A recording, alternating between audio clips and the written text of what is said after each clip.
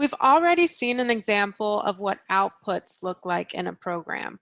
So whenever we're printing out using that system.out.print or system.out.println, we're really outputting from our program. So we are printing something out of our program.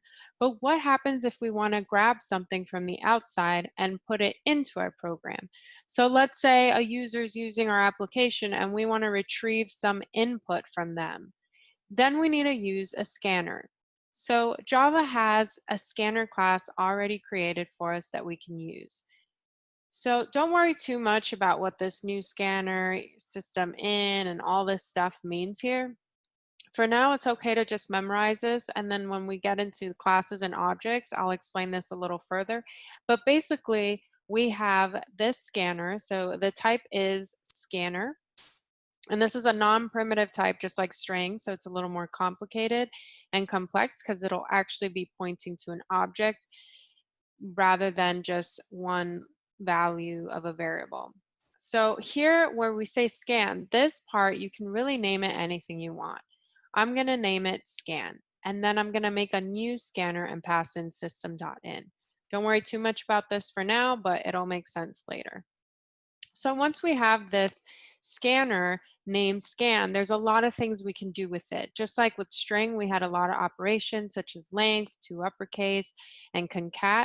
With scanner, we also have some methods that we can do. And what scanner will allow us to do is actually get values from the user as input into our program. So for example, scan.nextLine will retrieve the next string that the user types. So the user will type something in, click enter, and scan.nextLine will actually retrieve that value and you'll have it. So you can use it, you can store it in a variable and see what it is and use it for later use. So for example, here we have string s equals scan.nextLine. So s will contain whatever the user typed in before clicking enter. Additionally, if you expect the user to type in some other type, some other data type that's not a string, you can use next double if you expect them to give you a double. You can use next int if you're expecting an integer from the user, a boolean if you're expecting a true or false from the user, and all the other data types. There's a next, whatever the data type is, method on the scanner. So for example, scan.nextByte works, scan.nextShort also works.